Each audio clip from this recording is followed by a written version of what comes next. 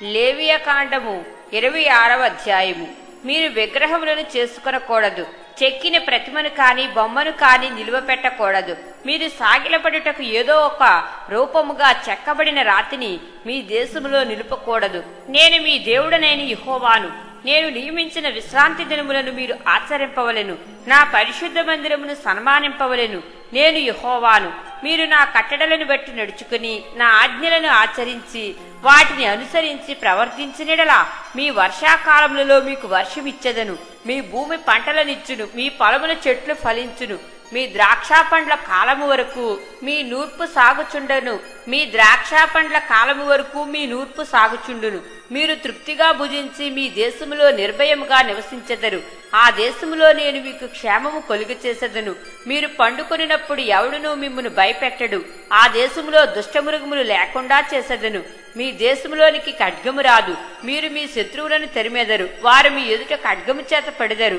మీలో 5 100 మందిని తరుముదురు, 100 మంది 10,000 మందిని తరుముదురు. మీ శత్రువులు మీ ఎదుట ఖడ్గము చేత కూలుదురు. ఏలయనగా నేను మిమ్మును కటాక్షించి మీకు సంతానమిచ్చి మిమ్మును విస్తరింపచేసి మీతో నేను చేసిన నిబంధనను స్థాపించెదను.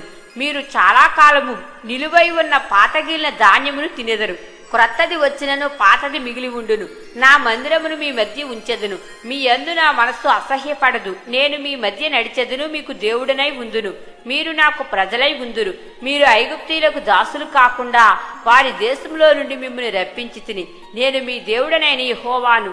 నేను మీ కాడి పలుపులను తెంపి మిమ్మును నిలువుగా నడవచేసి తిని మీరు నా మాట వినక నా ఆజ్ఞలనన్నిటినీ అనుసరింపక నా కట్టడలను నిరాకరించిన ఎడలను నా ఆజ్ఞలనన్నిటినీ అనుసరింపక నా నిబంధనను మీరునట్లు మీరు నా తీర్పుల విషయమే అసహ్యించుకొని ఎడలను నేను మీకు చేయునదేమనగా మీ కన్నులను క్షీణింపచేయునట్టు ప్రాణమును ఆయాసపరచునట్టు తాపజ్వరమును క్షయరోగమును మీ మీదకి రప్పించదును. మీరు విత్తిన విత్తనములు మీకు వ్యర్థములగును. మీ శత్రువులు వాటి పంటను తినెదరు. నేను మీకు పగవాడనవుదును. మీ శత్రువుల ఎదుట మీరు చంపబడెదరు. మీ విరోధులు మిమ్మును ఏలెదరు. మిమ్మును ఎవరునూ తరుమకపోయినను మీరు పారిపోయేదరు. ఇవన్నీ సంభవించినను మీరింకా నా మాటలు వినని యెడల నేను మీ పాపములను బట్టి మరి 7 అంతలుగా మిమ్మును దండించెదను. మీ బలగర్వమును భంగపరిచి ఆకాశము ఇనుమువలెను భూమి ఎత్తడి వలెను ఉండచేసెదను. మీ బలము ఉడిగిపోవును, మీ భూమి ఫలింపకుండును, మీ దేశవృక్షములు ఫలమియ్యకుండును. మీరు నా మాట విననొల్లక నాకు విరోధముగా నడచినీడలా నేను మీ పాపములను బట్టి మరి 7 అంతలుగా మిమ్మును బాధించెదను. మీ మధ్యకు అడవి మృగములను రప్పించెదను. అవి మిమ్మును సంతానరహితులుగా చేసి మీ పశువులను హరించి మిమ్మును కొద్దిమందిగా చేయును. మీ మార్గమును పాడైపోవును. శిక్షల మూలముగా మీరు నా ఎదుట గుణపడక నాకు విరోధముగా నడచినీడలా నేను కూడా మీకు విరోధముగా నడిచెదను. మీ పాపములను బట్టి ఇక 7 అంతలుగా మిమ్మును దండించెదను. మీ మీదికి ఖడ్గమును రప్పించెదను. అది నా నిబంధన విషయమై ప్రతిదండన చేయును. మీరు మీ పట్టణములలో కూడి ఉండగా మీ మధ్యకు తెగులును రప్పించెదను. మీరు శత్రువుల చేతికి అప్పగింపబడెదరు. నేను మీ ఆహారమును అనగా మీ ప్రాణాధారమును తీసివేసిన తరువాత 10 మంది స్త్రీలు ఒక్క పొయ్యిలోనే మీకు ఆహారము వండి తూనిక చొప్పున మీ ఆహారమును మీకు మరల ఇచ్చెదరు. మీరు తినిదరు గాని తృప్తి పొందరు. నేను ఇలాగు చేసిన తరువాత మీరు నా మాట వినక నాకు విరోధముగా నడిచినెడలా నేను కోపపడి మీకు విరోధముగా నడిచెదను. నేనే మీ పాపములను బట్టి 7 అంతలుగా మిమ్మును దండించెదను. మీరు మీ కుమారుల మాంసమును తినెదరు, మీ కుమార్తెల మాంసమును తినెదరు. నేను మీ ఉన్నత స్థలములను పాడు చేసెదను. మీ విగ్రహములను పడగొట్టెదను. మీ బొమ్మల పీనుగుల మీద మీ పీనుగులను పడవేయించెదను. నా మనస్సు మీ యందు అసహ్యపడును. నేను మీ పట్టణములను పాడు చేసెదను. మీ పరిశుద్ధ స్థలములను పాడు చేసెదను. మీ సువాసన గల వాటి సువాసనను ఆగ్రాణింపను. నేనే మీ దేశమును పాడు చేసిన తరువాత దానిలో కాపురముండు మీ శత్రువులు దాని చూచి ఆశ్చర్యపడెదరు. జనములలోనికి మిమ్మును చెదరగొట్టి మీ వెంట కత్తి దూసెదను. మీ దేశము పాడైపోవును, మీ పట్టణములు పాడుపడును. మీరు మీ శత్రువుల దేశంలో ఉండగా మీ దేశము పాడై ఉన్న దినములన్నీయు అది తన విశ్రాంతి కాలములను అనుభవించును. అది పాడై ఉండు దినములన్నీయు అది విశ్రమించును. మీరు దానిలో నివసించినప్పుడు అది విశ్రాంతి కాలములో పొందకపోయిన విశ్రాంతిని అది పాడై ఉండు దినములలో అనుభవించును. మీలో మిగిలిన వారు తమ శత్రువుల దేశములలో ఉండగా వారి హృదయములలో అధైర్యము పుట్టించదును. కొట్టుకొని పోవుచున్న ఆకు చప్పుడు వారిని తరుమును. ఖడ్గము ఎదుట నుండి పారిపోవునట్లు వారు ఆ చప్పుడు విని పారిపోయెదరు. తరుమువాడు లేకయే పడెదరు.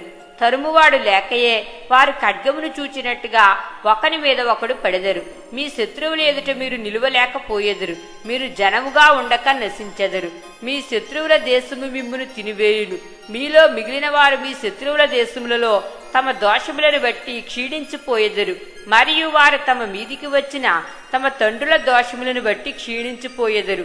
వారు నాకు విరోధముగా చేసిన తిరుగుబాటును, తమ దోషమును, తమ తండ్రుల దోషమును ఒప్పుకొని తాము నాకు విరోధముగా నడిచితిమనియు నేను తమకు విరోధముగా నడిచితిననియు తమ శత్రువుల దేశములోనికి తమ్మును రప్పించితిననియు ఒప్పుకొనిన ఎడల, అనగా లోబడని తమ హృదయములు లొంగి తాము చేసిన దోషమునకు ప్రతిదండనను అనుభవించితిమని ఒప్పుకొనిన ఎడల, నేను యాకోబుతో చేసిన నా నిబంధనను జ్ఞాపకము చేసుకుందును.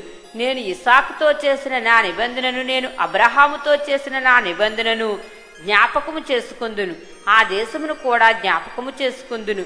వారి చేత విడువబడి వారు లేనప్పుడు పాడైపోయిన వారి దేశమును తన విశ్రాంతి దినములను అనుభవించును. వారు నా తీర్పులను తిరస్కరించి నా కట్టడలను అసహ్యించుకొనిరి.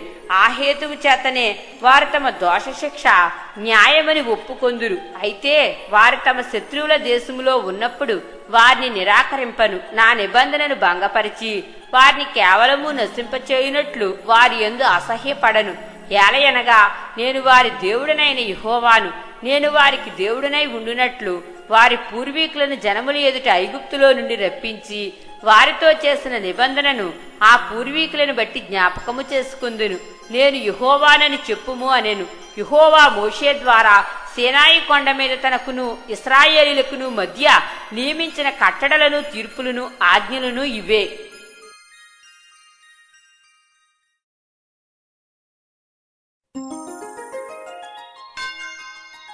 లేవియాకాండము 27వ అధ్యాయము.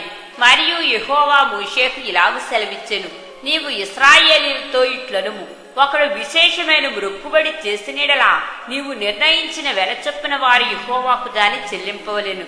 నీవు నిర్ణయింపవలసిన వెల ఏదనగా 20 ఏండ్లు మొదలుకుని 60 ఏండ్ల వయస్సు వరకు మగవానికి పరిశుద్ధ స్థలము యొక్క తులము వంటి 50 తులముల వెండి నిర్ణయింపవలెను. ఆడుదానికి 30 తులములు నిర్ణయింపవలెను. 5 ఏండ్లు మొదలుకుని 20 ఏండ్ల లోపలి వయస్సు గల మగవానికి 20 తులముల వెలను, ఆడుదానికి 10 తులముల వెలను నిర్ణయింపవలెను. 1 నెల మొదలుకుని 5 ఏండ్ల లోపలి వయస్సు గల మగవానికి 5 తులముల వెండి వెలను, ఆడుదానికి 3 తులముల వెండి వెలను నిర్ణయింపవలెను. 60 ఏండ్ల ప్రాయము దాటిన మగవానికి 15 తులముల వెలను, ఆడుదానికి 10 తులముల వెలను నిర్ణయింపవలెను. ఒకడు నీవు నిర్ణయించిన వెలను చెల్లింపలేనంత బీదవాడైన యెడల అతడు యాజకుని ఎదుట నిలువవలెను. అప్పుడు యాజకుడు అతని వెలను నిర్ణయించును. మ్రొక్కుకొనిన వాని కలిమి చొప్పున వానికి వెలను నిర్ణయింపవలెను. యెహోవాకు అర్పణముగా అర్పించు పశువులలో ప్రతి దానిని యెహోవాకు ప్రతిష్ఠితముగా ఎంచవలెను. అట్టి దానిని మార్చకూడదు. చెడ్డదానికి ప్రతిగా మంచిదానినైనను, మంచిదానికి ప్రతిగా చెడ్డదానినైనను, ఒక దానికి ప్రతిగా వేరొక దానిని ఇయ్యకూడదు. పశువుకు పశువును మార్చినీడలా అదియు దానికి మారుగా ఇచ్చినదియు ప్రతిష్ఠితమగును. జనులు యెహోవాకు అర్పింపకూడని అపవిత్ర జంతువులలో ఒక దానిని తెచ్చినీడలా ఆ జంతువును యాజకుని ఎదుట నిలువబెట్టవలెను. అది మంచిదైతేనేమి చెడ్డదైతేనేమి యాజకుడు దాని వెలను నిర్ణయింపవలెను. యాజకుడు వగు నీవు నిర్ణయించిన వెల స్థిరమగును. అయితే ఒకడు అట్టి దానిని విడిపింప కోరినీడలా నీవు నిర్ణయించిన వెలలో 5వ వంతు వానితో కలుపవలెను. ఒకడు తన ఇల్లు యెహోవాకు ప్రతిష్ఠితమొగుటకై దానిని ప్రతిష్ఠించినీడలా అది మంచిదైనను చెడ్డదైనను యాజకుడు దాని వెలను నిర్ణయింపవలెను. యాజకుడు నిర్ణయించిన వెల స్థిరమగును. తన ఇల్లు ప్రతిష్ఠించిన వాడు దాన్ని విడిపింప కోరినీడలా అతడు నీవు నిర్ణయించిన వెలలో 5వ వంతు దానితో కొలుపవలెను. అప్పుడు ఆ ఇల్లు అతని దగును. ఒకడు తన పిత్రార్జితమైన పొలములో కొంత యెహోవాకు ప్రతిష్ఠించినెడలా దాని చల్లబడి విత్తనముల కొలచొప్పున దాని వెలను నిర్ణయింపవలెను. 19 యవల విత్తనములు 50 తులముల వెండి వెలగలది. అతడు సునాద సంవత్సరము మొదలుకుని తన ఫలమును ప్రతిష్ఠించినలా నీవు నిర్ణయించు వెల స్థిరము. సునాద సంవత్సరం అయిన తరువాత ఒకడు తన ఫలమును ప్రతిష్ఠించినలా యాజకుడు మిగిలిన సంవత్సరముల లెక్క చొప్పున అనగా మరుసటి సునాద సంవత్సరము వరకు వానికి వెలను నిర్ణయింపవలెను. నీవు నిర్ణయించిన వెలలో దాని వారడి తగ్గింపవలెను. ఫలమును ప్రతిష్ఠించిన వాడు దాని విడిపింప కోరినీడలా నీవు నిర్ణయించిన వెలలో 5వ వంతును అతడు దానితో కలుపవలెను. అప్పుడు అది అతని దొగును. అతడు ఆ ఫలమును విడిపింపనీడలా వేరొకనికి దాని అమ్మినీడలను మరి అన్నిటికీ దాని విడిపింప వీలు కాదు. ఆ ఫలము సునాద సంవత్సరమును విడుదల కాగా అది ప్రతిష్ఠించిన ఫలము వలె యెహోవాకు ప్రతిష్ఠితమగును. ఆ స్వాస్థ్యము యాజకుని దగును. ఒకడు తాను కొనిన ఫలమును అనగా తన స్వాస్థ్యములో చేరని దానిని యెహోవాకు ప్రతిష్ఠించినలా యాజకుడు సునాద సంవత్సరము వరకు నిర్ణయించిన వెల చొప్పున అతనికి నియమింపవలెను. ఆ దినమందే నీవు నిర్ణయించిన వెల మేర చొప్పున యెహోవాకు ప్రతిష్ఠితముగా దాన్ని చెల్లింపవలెను. సునాద సంవత్సరమున ఆ భూమి ఎవని పిత్రార్జితమైనదో వానికి అనగా ఆ ఫలమును అమ్మిన వానికి అది తిరిగి రావలెను. నీ వెలలన్నీ పరిశుద్ధ స్థలము యొక్క వెల చొప్పున నిర్ణయింపవలెను. 1 తులము 20 చిన్నములు. అయితే జంతువులలో తొలిపిల్ల యెహోవాది కనుక ఎవడును దాన్ని ప్రతిష్ఠింపకూడదు. అది ఎద్దైననేమి గొర్రె మేకల మందలోనిదైననేమి యెహోవాదగును. అది అపవిత్ర జంతువైనలా వాడు నీవు నిర్ణయించు వెలలో 5వ వంతు దానితో కలిపి దాని విడిపింపవచ్చును. దాని విడిపింపనీడలా నీవు నిర్ణయించిన వెలకు దాన్ని అమ్మవలెను.